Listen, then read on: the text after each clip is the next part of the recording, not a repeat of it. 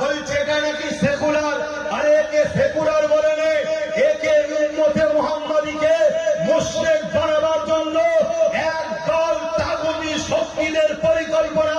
কেন ধর্ম যার যার, উৎসব সবার, এই কথা যদি মুসলমান মেনে নেয় সঙ্গে সঙ্গে ইসলাম থেকে বেরিয়ে কাফের হয়ে যাবে। এর বিরুদ্ধে কোন উলামারা লড়াই করছে? এর বিরুদ্ধে মুসলিম সমাজকে, জাতিকে জাগাবার জন্য উলামারা লড়াই করছে?